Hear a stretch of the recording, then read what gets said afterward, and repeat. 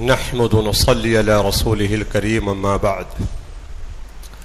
أعوذ بالله من الشيطان الرجيم بسم الله الرحمن الرحيم يا أيها الذين آمنوا كتب عليكم الصيام كما كتب على الذين من قبلكم لعلكم تتقون وقال سبحانه وتعالى يا أيها الذين آمنوا اتقوا الله حق تقاته ولا تموتن إلا وأنتم مسلمون صدق الله العظيم اللهم صل على سيدنا ومولانا شفيعنا نبينا حبيبنا محمد وعلى آل محمد وبارك وسلم۔ میرے دوستو، بزرگوں، عزیز ساتھیوں، اللہ رب العزت کا بڑا کرم ہے، اس کا بڑا فضل ہے کہ باوجود گناہوں کے اور باوجود نافرمانیوں کے اللہ نے اپنے زمین پر ایمان کے ساتھ ہمیں جینے کا حق دے رکھا ہے۔ یہ اللہ کا بڑا فضل ہے، ورنہ اللہ کی جو سنت ہے کہ جو بندہ میری نعمتوں کی ناشکری کرتا ہے ہم اس سے اپنی نعمتیں چھین لیتے ہیں۔ میرے دوستو، بزرگوں، جو ایمان اللہ نے ہمیں عطا فرمایا ہے یہ اللہ کے خزانے کی سب سے بڑی نعمت ہے، لیکن اللہ معاف فرمائے، ملک و مال کی نعمتوں کی جو قدر ہے وہ ایمان کی نعمت کی صحیح معنوں میں قدر نہیں ہے۔ ورنہ میرے دوستو بزرگوں، حدیث پاک میں آیا کہ بعض موقعوں پر ایمان آدمی کا سلب کر لیا جاتا ہے۔ سرکار کے رجسٹر میں وہ مسلمان ہوتا ہے، پین کارڈ میں مسلمان کا نام ہوتا ہے، آدھار کارڈ میں مسلمان ہوتا ہے، لیکن اللہ کے فہرست میں وہ اسلام سے اس کا نام خارج کر دیا جاتا ہے۔ دو وجہ لکھی ہے کتابوں میں کہ کثرت سے گناہوں کے کرنے سے بھی بعض موقعوں پہ اللہ اسے ایمان سلب کر لیتے ہیں، اور فرمایا تنہائی میں حرام کاموں میں مبتلا ہونے سے بھی اللہ پاک بعض موقعوں پہ ناراض ہو کر ایمان سلب فرما لیتے ہیں۔ اس لیے بہت زیادہ ڈرنے کی ضرورت ہے اور بہت زیادہ چوکنا رہنے کی ضرورت ہے کہ جس نے ایمان دیا ہے کہیں وہ ہم سے ایمان کی نعمت لے نہ لے۔ میرے دوستو بزرگوں، اللہ کا فضل ہے، اس کا بڑا احسان ہے کہ ابھی 15ویں شعبان ہم نے گزاری، شب برات کی رات گزاری، اور آگے رمضان المبارک کی آمد ہے۔ ہر سال یہ مہینہ ہم کو اور آپ کو دیا جاتا ہے۔ اللہ رب العزت اپنے بندوں کو اپنے سے قریب کرنا چاہتے ہیں، چونکہ اللہ کو اپنے بندوں سے بے پناہ محبت ہے، خصوصاً اس امت محمدیہ سے تو خصوصی لگاؤ ہے، چونکہ یہ اللہ کے محبوب کی محبوب امت ہے۔ اللہ کو اپنے محبوب سے پیار ہے اور اللہ کے محبوب کو اپنی امت سے پیار ہے۔ کتنا اس امت سے اللہ کے محبوب کو پیار، اس کا اندازہ اس واقعے سے لگایا جا سکتا ہے کہ ایک شخص کو اللہ کے محبوب کی خدمت میں پیش کیا گیا، یا رسول اللہ صلی اللہ علیہ وسلم، اس نے چوری کی ہے۔ تو آپ صلی اللہ علیہ وسلم نے فرمایا اس کا ہاتھ کاٹ دیا جائے۔ جو شریعت کی حد ہے اس پر جاری کر دی گئی۔ جب اس شخص کا ہاتھ کاٹا جانے لگا تو اللہ کے محبوب صلی اللہ علیہ وسلم کا چہرہ پیلا ہو گیا، زرد پڑ گیا، غم کا بڑا گہرا اثر آپ پر۔ صحابہ چونکہ جانثار بھی تھے، فرما بردار بھی تھے، آپ کے چہرے انور کی اس کیفیت کو دیکھ کر محسوس کیا اور فرمایا یا رسول اللہ، اگر آپ کو اپنے اس امتی کے ہاتھ کے کاٹنے کا اتنا غم ہے تو آپ نے معاف کیوں نہیں کر دیا؟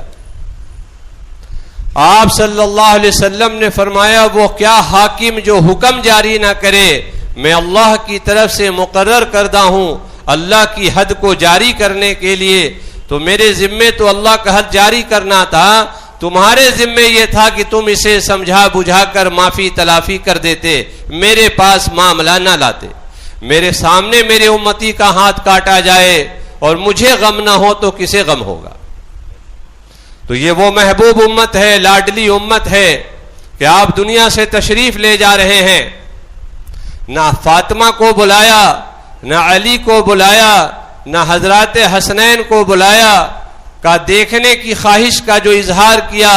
تو ام عائشہ صدیقہ رضی اللہ تعالی عنہا سے فرمایا، عائشہ پردہ ہٹا دو، آخری وقت ہے، اپنی امت کو دیکھنا چاہتا ہوں۔ تو میرے دوستو بزرگوں،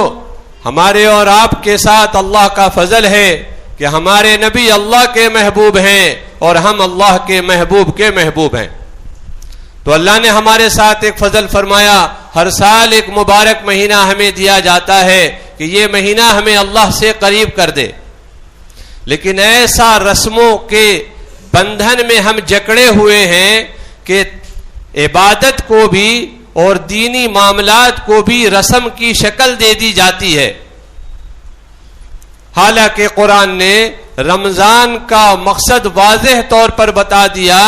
کہ اے ایمان والوں، تم پر روزے فرض کیے گئے جیسے تم سے پہلے لوگوں پر فرض کیے گئے تھے، تاکہ تم متقی ہو جاؤ، تاکہ تمہارے اندر تقوی آ جائے، اللہ کا خوف آ جائے، اللہ کا ڈر آ جائے۔ میرے دوستو بزرگوں، ہم سب دیکھیں کہ کسی کے کھاتے میں 30 سال کا روزہ ہوگا اور کسی کے کھاتے میں 40 سال کا روزہ ہوگا۔ بعض تو کہتے ہیں ہم کو یاد ہی نہیں ہے کہ ہم بے روزہ کب رہے رمضان میں، کہ جب سے ہوش سنبھالا ہے اللہ کا شکر ہے روزہ رکھ رہے ہیں۔ لیکن میرے دوستو بزرگوں، اس روزے کے اثرات ہماری زندگیوں پر ظاہر نہیں ہو رہے، زندگی جہاں تھی وہیں رکی پڑی ہے۔ لہذا میرے دوستو بزرگوں، اس آنے والے مہینے رمضان کا کچھ اس طرح استقبال کر لیا جائے، کچھ اندر سے اس طرح نیتیں کر لی جائیں کہ یہ رمضان اللہ سے ہمیں قریب کرنے کا ذریعہ بن جائے، ہمیں یہ رمضان اللہ کی قربت دلا دے، اللہ کی معرفت دلا دے، اللہ کا خصوصی تعلق دلا دے۔ کہ مومن کس کو کہتے ہیں؟ کہ مومن تو فرما بردار ہوتا ہے، وفا شعار ہوتا ہے۔ اللہ کے حکموں میں ہمیں مزہ آنے لگے، اللہ کے محبوب کے طریقے میں ہمیں مزہ آنے لگے، اس وقت ہماری طبیعتیں کچھ ایسی ہو گئیں کہ کچھ عمل تو ہم کر لیتے ہیں لیکن عملوں کی لذت ہم سے چھین گئی ہے۔ کیا لذت رہی ہوگی اعمال کی صحابہ کی زندگیوں میں کہ ایک صحابی ایک لمبی مدت راہ خدا میں گزار کر گھر تشریف لائے، جوان صحابی ہیں، گھر پہنچے، بیوی نے استقبال کیا، بیوی سے اجازت لی کہ اگر تم اجازت دو 2 نفل پڑھ لیں۔ بیوی نے کہا پڑھ لیجئے، اس میں کیا مذائقہ ہے؟ یہ صحابی رسول نوجوان صحابی ہے، بیوی قریب میں ہے، نماز کی نیت باندھتے ہیں کہ ان کی نماز مکمل نہیں ہوتی، فجر کی اذان ہو جاتی ہے۔ فجر کی اذان ہوئی، انہوں نے اپنی نماز کو مکمل کیا۔ بیوی کہنے لگی کہ آپ کو میرا کوئی خیال نہ آیا، آپ نے 2 رکعت کی بات کی تھی، پوری رات آپ نے لگا دی۔ کہنے لگے نماز تو 2 ہی رکعت کی نیت تھی ہماری، میں نے جو نیت باندھی اور جو نماز شروع کی اور سورہ فاتحہ پڑھی، جنت کے ایسے مناظر ہمارے سامنے آ گئے کہ میں اللہ کا کلام پڑھتا رہا اور اس منظروں میں میں کھوتا رہا۔ یہاں تو حال میرے دوستوں بزرگوں یہ ہے کہ آدمی دکان پہ کہہ کے آتا بیٹھو ہم بس ابھی آ رہے ہیں۔ صحابہ کا معمول نقل کیا گیا ہے کتابوں میں کہ اگر صحابہ بازار جاتے تھے اور ان کو ڈھونڈنے کے لیے کوئی ان کے گھر چلا جاتا تھا اور آواز دیتا تھا بھائی فلاں ہیں؟ جی نہیں ہیں۔ کہاں گئے؟ کہاں بازار گئے ہیں؟ کب آئیں گے؟ کہ بس آتے ہی ہوں گے۔ اور وہی صحابی جب مسجد چلے جاتے اور کوئی ڈھونڈنے والا ان کو ڈھونڈنے جاتا تو ان سے پوچھا جاتا کہاں گئے ہیں؟ کہ جی مسجد گئے ہیں۔ کب آئیں گے کہ جی کہنا مشکل ہے، نبی کی مجلس ہے، نبی کا دربار ہے، نبی کی طرف سے کیا تقاضا آوے اور کہاں چلے جائیں، کہنا مشکل ہے، واپسی ہو نہ ہو۔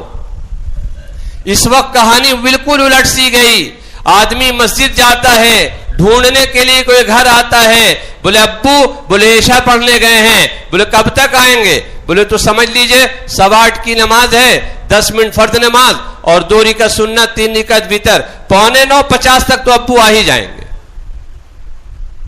اور ابو دکان گئے ہیں، بولے کب آئیں گے، بولے کیسے بتائیں، دکان ہے نا، وہ تو شام بھی ہو سکتا ہے، رات بھی ہو سکتی ہے، کچھ کہنا مشکل ہے، دکان سے کب لوٹیں گے۔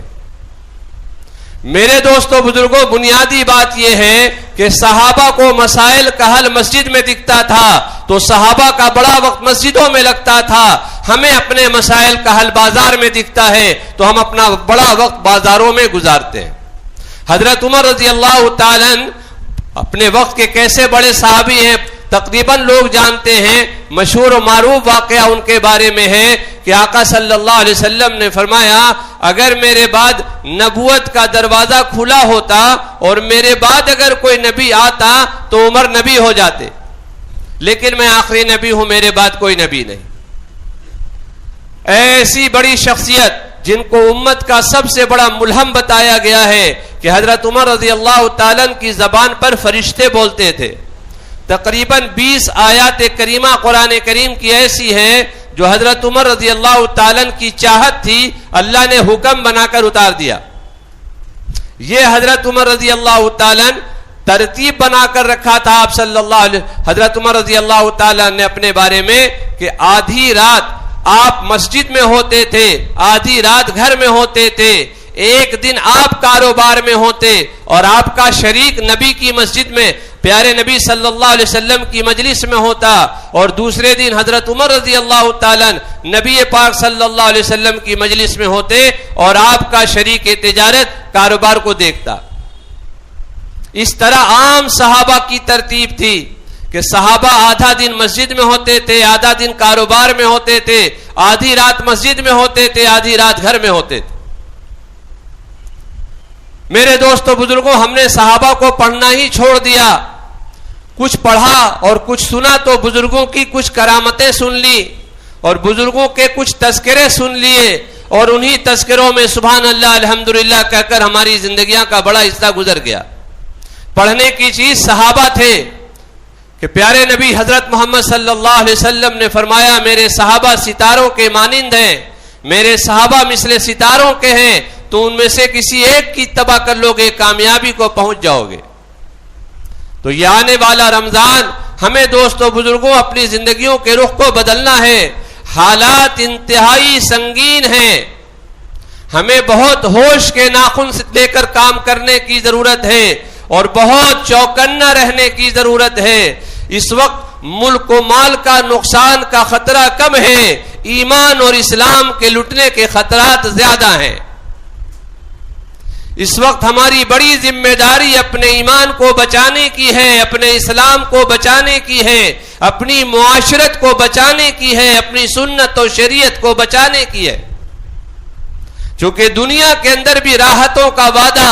اور دنیا کے اندر بھی چین و سکون کا وعدہ اللہ نے ایمان پر ہی کیا ہے۔ وَلَا تَهْنُوا وَلَا تَحْزَنُوا أَنْتُمُ الْأَعْلَوْنَ إِن كُنتُم مُؤْمِنِينَ، کہ تم رنج نہ کرو، تم غم نہ کرو، تم ہی غالب رہو گے بشرطے کہ تم پورے مومن ہو جاؤ۔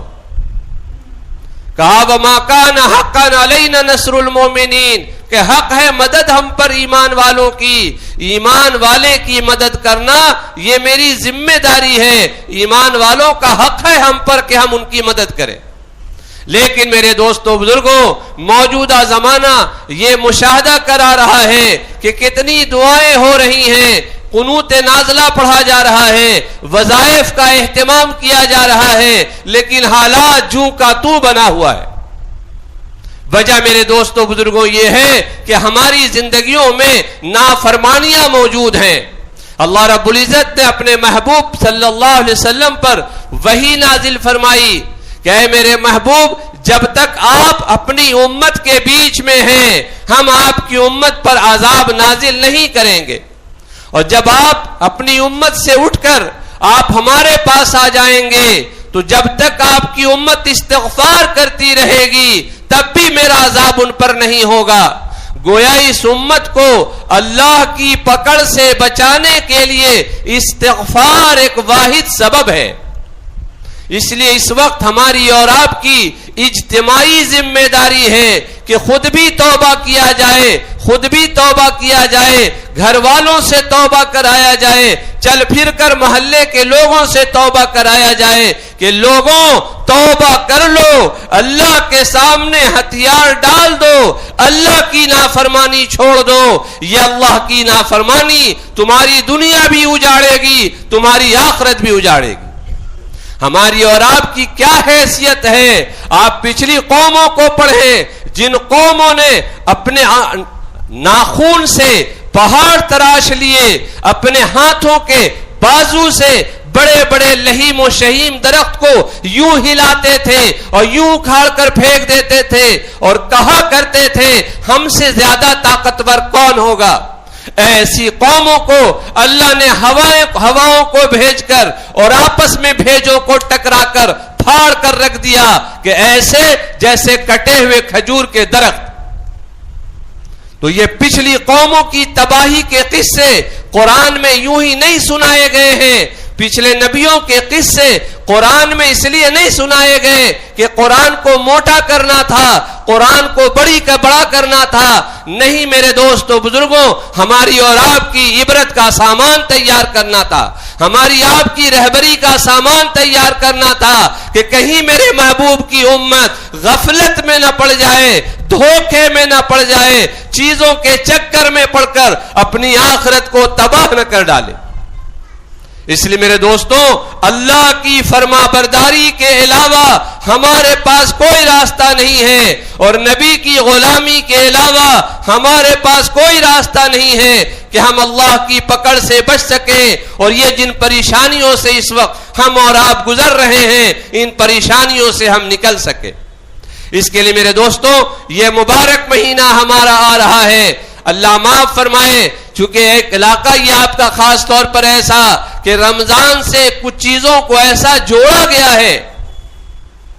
جیسے نیا چپل کے بغیر عید کی نماز قبول نہیں ہوگی, نئے کپڑے کے بغیر عید کی نماز قبول نہیں ہوگی, چنا کے بغیر افطار قبول نہیں ہوگا, پیازو کے بغیر افطار قبول. ایسی لازمی چیزیں یہ سب بنا کے رکھ دی گئی کہ آدمی رمضان کیا ہے کہ جی چلو رمضان کی تیاری سامان کے اعتبار سے تو 15 دن قبل سے ہو رہی ہے, لیکن اعمال کے اعتبار سے کوئی نظام نہیں بنایا گیا. اگر بنایا گیا ہے تو صرف اتنا بنایا گیا ہے کہ کم دن میں تراویح کہاں ہوگی, کم دن میں تراویح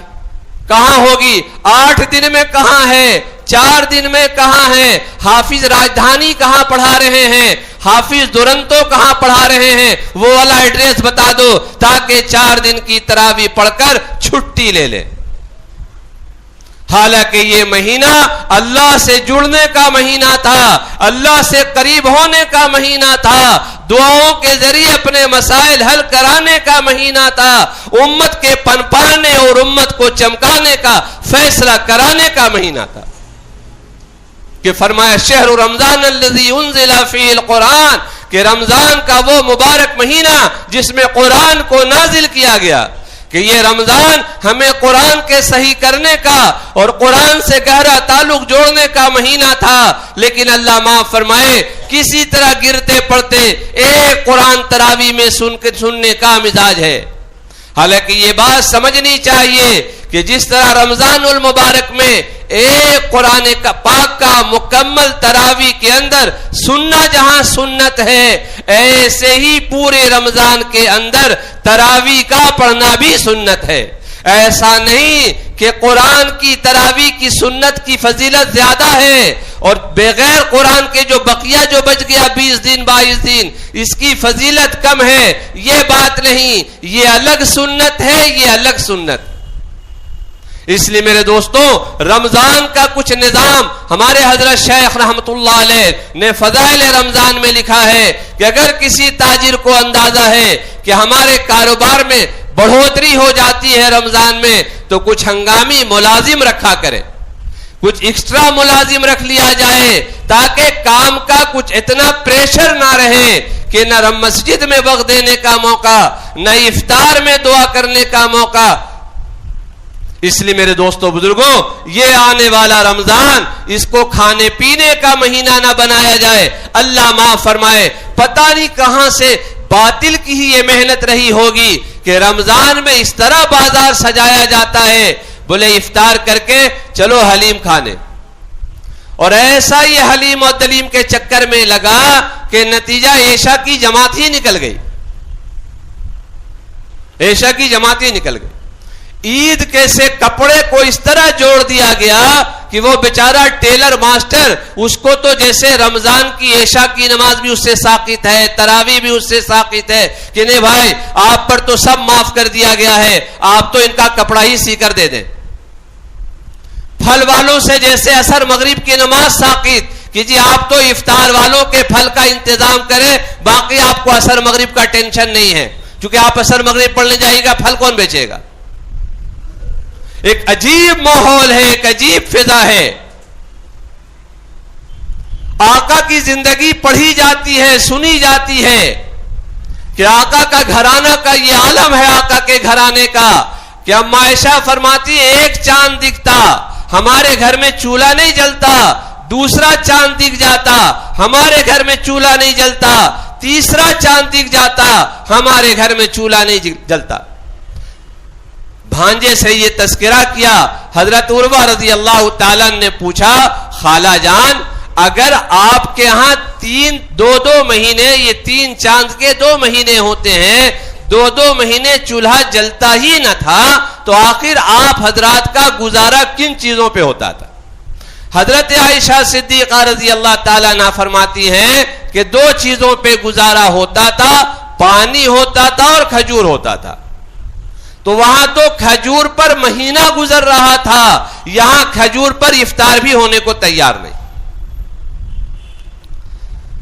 اللہ معاف فرمائے، ہم نے اپنی عورتوں کو بھی کچھ اس طرح تیار کر رکھا ہے کہ جب تک آذان ہو نہ جائے وہ کچن سے نکلنے کو تیار نہیں۔ بولے آ جاؤ جی، بولے آپ بولا تو نا پکوڑا گرم گرم، تو بس ابھی پکوڑا اور سموسا اور پیازو سب تیار گرم گرم۔ میرے دوستوں بزرگوں، اس کی ترتیب بنا، میں یہ سب بات آپ کو ہنسنے کے لیے نہیں کہہ رہا ہوں، میں آپ کو یہ ساری باتیں اس لیے کہہ رہا ہوں کہ آپ سیریس ہو جائیں، فکر مند ہو جائیں کہ میرے اور آپ کے نبی صلی اللہ علیہ وسلم نے فرمایا روزے دار کو 2 وقت خوشی ہوتی ہے، ایک افطار کے وقت خوشی ہوتی ہے، دوسری خوشی اس کو جنت میں ہوگی جب رمضان کے روزے کا بدلہ دیا جائے گا۔ تو افطار کے وقت دعا قبول ہوتی ہے، 10 منٹ قبل، 15 منٹ قبل سارا سامان جو بھی اللہ نے میسر فرمایا ہے رکھ لیا جائے دسترخوان پر، گرم ٹھنڈے کے چکر میں نہ پڑا جائے اور دسترخوان پر بیٹھ کر دعاؤں میں لگ جایا جائے، ہر ایک اللہ سے اپنی حاجتوں کو مانگے، ہر ایک اللہ سے اپنی ضرورتوں کو مانگے، اور حاجتوں میں اور ضرورتوں میں ہر ایمان والے کی سب سے بڑی حاجت، سب سے بڑی ضرورت ہدایت ہے، کہ ہدایت کو مانگے کہ اے اللہ وہ ہدایت کا نور جو صحابہ کو آپ نے عطا فرمایا اور اپنے محبوب بندوں کو عطا فرمایا، اے اللہ وہ ہدایت کا نور ہمارے دلوں میں بھی داخل فرما دے۔ کہتے ہیں ہدایت کا نور دلوں کے اندر اتر گیا، کیا علامت ہے، کیا پہچان ہے، کیسے پتا چلے گا کہ ان کا دل ہدایت کے نور سے منور ہو چکا ہے یا ان کا دل ہدایت کے نور سے خالی ہے؟ علامت کیا ہے، پہچان کیا ہے؟ تو اللہ والے فرماتے ہیں ہدایت کا نور کسی کے سینے میں اتر گیا، اس کی بڑی علامت یہ ہے کہ پیشانی کے ان آنکھوں سے اسے اللہ کے حکموں میں، اسے نبی کے طریقے میں زندگیوں کا بننا دکھائی دینے لگے، اور پیشانی کے ان آنکھوں سے اللہ کے حکموں میں، اللہ کے حکموں کو توڑنے میں اور نبی کے طریقے کو چھوڑنے میں زندگیوں کا اجڑنا اور زندگیوں کا بگڑنا دکھائی دینے لگے۔ اور میرے دوستوں بزرگوں، ایمان کی نورانیت اور ایمان کا نور، ہدایت کا نور سینے میں داخل نہیں ہوا، اس کی کیا پہچان ہے؟ تو کہ اس کی پہچان یہ ہے کہ پیشانی کے ان آنکھوں سے ملک و مال میں کامیابی اور ملک و مال میں زندگیوں کا بننا دکھائی دینے لگے کہ ایسا ملک و مال کی ہرس ہے اور ایسا ملک و مال کی دوڑ ہے کہ اللہ کے حکموں کی کوئی رعایت نہیں، نبی کی سنت کی کوئی رعایت نہیں۔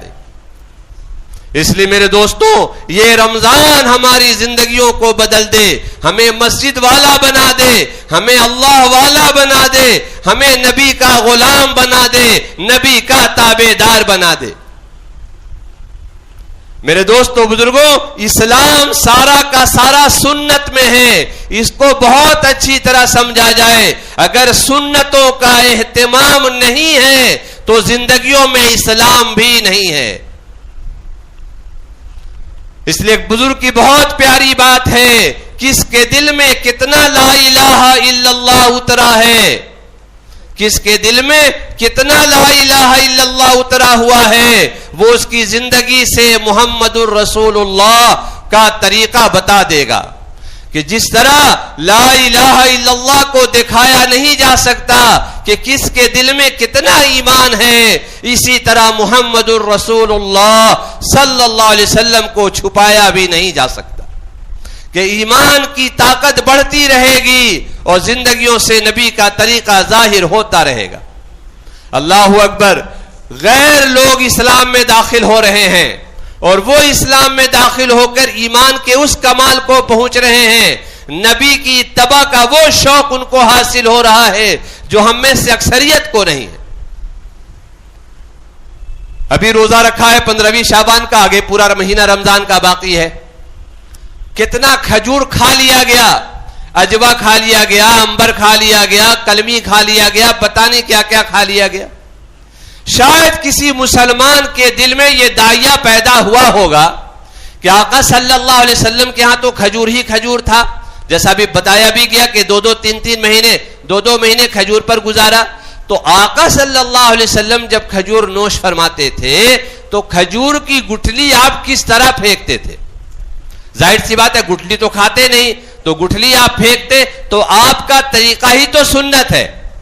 آپ جس طرح مسجد میں داخل ہو گئے یہ سنت کہلا گیا، آپ جس طرح مسجد سے نکل گئے وہ سنت کہلا گیا، آپ نے جس طرح کھانے کا طریقہ بتایا وہ سنت کہلا گیا، تو آپ کا طریقہ ہی تو سنت ہے۔ تو آپ صلی اللہ علیہ وسلم جب کھجور کھایا کرتے تھے تو اس کی گٹھلی کس طرح پھینکتے تھے، اس کا کبھی داعیہ بھی ہمارے دلوں میں پیدا نہیں ہوا۔ ایک نو مسلم امریکہ کا رہنے والا اسلام میں داخل ہوا، جماعت میں بنگلے والی مسجد بصری حضرت نظام الدین دہلی آیا، رمضان کا مہینہ آ گیا،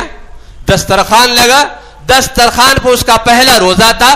اس نے کہا یہ بتاؤ کھجور کے کھانے کھا تو لیا، اس کی گٹھلی کس طرح پھینکے، اس کا سنت طریقہ بتاؤ۔ اب سوچئے کہ نو مسلم ہے، پہلا رمضان ہے، اس کے اندر یہ داعیہ ہے۔ میرے دوستو بزرگوں، ہماری زندگی اتباع سنت سے دور چلی گئی اور شیطان نے ہمیں پٹی یہ پڑھائی کہ دیکھو یہ سنت ہے، یہ فرض تھوڑی نہ ہے، اور سنت کو چھوڑ کر فرض بھی چھوٹنے لگا، چونکہ ترتیب یہ ہے کہ جو مستحب کا اہتمام نہیں کرے گا اللہ اس سے سنت کی توفیق چھین لیں گے، جو سنت کا اہتمام نہیں کرے گا اللہ اس سے واجب کی توفیق چھین لیں گے، جو واجب کا اہتمام نہیں کرے گا اللہ اس سے فرائض کی توفیق چھین لیں گے۔ جیسے ایک بات کہی جاتی ہے منی بگیٹس منی، کہ پیسہ پیسوں کو کھینچتا ہے، اسی طرح نیکیاں نیکیوں کو کھینچتی ہے۔ اللہ کے محبوب صلی اللہ علیہ وسلم نے فرمایا میری تمام کی تمام امت جنت میں جائے گی مگر جس نے انکار کر دیا۔ صحابہ نے پوچھا یا رسول اللہ جنت میں جانے سے کون انکار کر سکتا ہے؟ آپ صلی اللہ علیہ وسلم نے فرمایا جس نے میرے طریقے کی پیروی کی، جس نے میرا اتباع کیا وہ میرے ساتھ جنت میں چلا جائے گا، جس نے میرے طریقے سے منہ موڑا، جس نے میری اتباع سے اعراض کیا، اس نے گویا جنت میں جانے سے انکار کر دیا۔ اس لیے میرے دوستو بزرگوں، اپنے چہرے مہروں پر، اپنے لباس پر یہ بھی ایک عجیب بات ہے، لوگ سمجھتے ہیں کرتا پجامہ امام صاحب کا لباس ہے، اور پوچھتے ہیں کہاں لکھا ہوا ہے کرتا پجامہ پہننا چاہیے؟ تو ہم کہتے ہیں کہاں لکھا ہے کہ شرٹ پینٹ پہننا چاہیے؟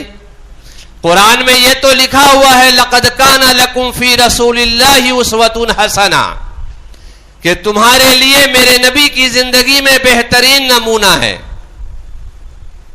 قل ان کنتم تحبون اللہ فاتبعونی یحببکم اللہ، یہ تو قرآن میں ہے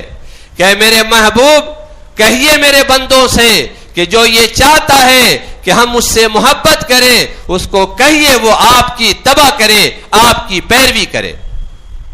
تو نبی کی پیروی کا حکم ہے، نبی کی غلامی کا حکم ہے، نبی کے چال چلنے کا، نبی کے ڈھنگ میں اپنے آپ کو رنگنے کا، نبی کے رنگ میں اپنے آپ کو رنگنے کا حکم ہے کہ اللہ نے کہا قرآن میں کہ مجھے ایک ہی رنگ پسند ہے، وہ رنگ محمد الرسول اللہ صلی اللہ علیہ وسلم والا رنگ ہے۔ اس لیے میرے دوستوں اپنی زندگیوں کو سنتوں سے سجایا جائے۔ یہ رمضان کا زمانہ آتا ہے، سروں پہ ٹوپی آتی ہے، ہاتھوں میں مسواک آتا ہے، رمضان جاتا ہے ٹوپی بھی چلی جاتی ہے، مسواک بھی چلا جاتا ہے۔ حالانکہ آپ پوچھیں، ماشاءاللہ آپ کی وہ مبارک مسجد ہے جہاں شہر کی ایک بڑی ہستی آیا کرتی ہے، آپ ان سے پوچھیں رمضان کا مسواک سے کیا تعلق ہے، اور رمضان کا ٹوپی سے کیا تعلق ہے، اور رمضان کا فرض نمازوں سے کیا تعلق ہے؟ رمضان کا تعلق صرف روزے سے ہے، رمضان کا تعلق زکوٰۃ سے بھی نہیں ہے۔ یہ الگ بات ہے کہ رمضان میں عمل کی قیمت بڑھ جاتی ہے، اجر بڑھ جاتا ہے، اس لیے لوگ عام طور پر زکوٰۃ رمضان میں ہی دیا کرتے ہیں، ورنہ رمضان میں زکوٰۃ دینے کا کوئی حکم ہو ایسی کوئی بات نہیں۔ رمضان میں نماز قائم کی جائے ایسی کوئی بات نہیں۔ نماز کے بارے میں تو کہہ دیا گیا کہ نماز مومنوں پر وقت کی پابندی کے ساتھ فرض کیا گیا ہے، دن کے شروع میں بھی رات کے کچھ حصے میں بھی نماز فرض کیا گیا ہے، قرآن نے اس طرح بتا دیا، اور حدیث میں اس طرح کہہ دیا گیا کہ نماز کا مقام اسلام میں ایسا ہے جیسے بدن میں سر کا مقام ہے، جس طرح بغیر سر کے کوئی زندہ نہیں رہ سکتا، اسی طرح بغیر نماز کے کسی کا اسلام باقی نہیں رہ سکتا، وہ چاہے کتنی بھی دلیلیں دے دے۔ میرے اور آپ کے نبی نے فرمایا جس نے جان بوجھ کر نماز چھوڑی گویا اس نے کفر کیا۔ میرے نبی نے فرمایا سراسر ظلم ہے، سراسر کفر ہے، سراسر نفاق ہے اس شخص کا فعل جو اللہ کے منادی یعنی مؤذن کی آواز سنے اور مسجد کو نہ جائے، کہ یہ اذان سن کر مسجد نہ آنا یہ ظالموں کا فعل ہے، منافقوں کا فعل ہے، کافروں کا فعل ہے، مومن کا عمل نہیں ہے۔ میرے اور آپ کے نبی باوجود رحمت للعالمین ہیں، اس کے باوجود آپ نے فرمایا میرا جی چاہتا ہے کہ میں چند نوجوانوں کو بلاؤں اور ان سے کہوں کہ بہت سا ایندھن اکٹھا کر کے لائیں، اور پھر میں ان کے گھروں میں جاؤں جو بلا عذر گھر میں نماز پڑھ لیتے ہیں اور ان کو آگ میں ان کے گھر کو جلا دوں۔ نبی اس گھر کو جلانے کو تیار ہیں جس گھر میں لوگ بلا عذر نماز پڑھتے ہیں، جو سرے سے نماز ہی نہیں پڑھتے ان کا کیا ہوگا؟ اور دعویٰ لمبا چوڑا، بولے ہم سے آپ کیا بات کیجئے گا، ہم کو کیا سمجھائیے گا، بولیے نا۔ میرے دوستوں جتنی بھی زبان چلانی ہو یہاں چلا لی جائے، وہ ایک عدالت ہے قیامت کی، جس دن دودھ کا دودھ اور پانی کا پانی الگ کر دیا جائے، جب جہنم چنگھاڑے گی۔ روایتوں میں آتا ہے کہ جہنم جب چنگھاڑے گی تو عیسیٰ علیہ السلام جیسا نبی جنہیں روح اللہ کہا گیا ہے، کلمت اللہ کہا گیا ہے، وہ چیخ جائیں گے اور کہیں گے یا اللہ ہم اپنی ماں مریم کا بھی آج آپ سے سوال نہیں کرتے، بس مجھ پر رحم فرما دیجئے۔ جب ایسے جلیل القدر نبیوں کا یہ حال ہوگا ہمارا آپ کا کیا ٹھکانہ ہوگا؟ اس لیے میرے دوستوں بزرگوں ہم اپنی زندگیوں پر ترس کھائیں، دنیا کی بھی عزت اور دنیا کی بھی راحت اور دنیا کا بھی چین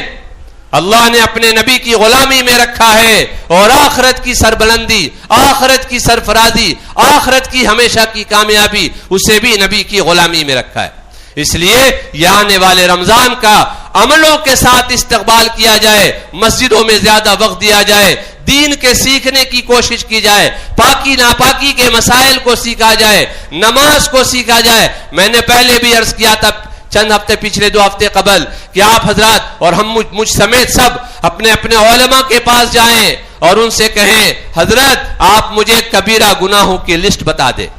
کبیرہ گناہ کیا کیا گناہ کبیرہ ہے وہ لکھ کر دے دیجئے، ہم اپنی زندگی کا محاسبہ کریں گے کہ میں کن کن کبیرہ گناہوں کا مرتکب ہوں، کون کون سا کبیرہ گناہ ہماری زندگیوں سے سرزد ہو رہا ہے، اب اس کو ایک ایک کر کے چھوڑنا ہے، اور یہ رمضان کا مبارک مہینہ کلی طور پر کبیرہ گناہوں سے نکل جائیں اور کلی طور پر کبیرہ گناہوں سے توبہ کر کے فرما برداری والی زندگی کی شروعات کر لیں۔ میرے دوستوں، آج پھر میری وہی گزارش ہے، وہی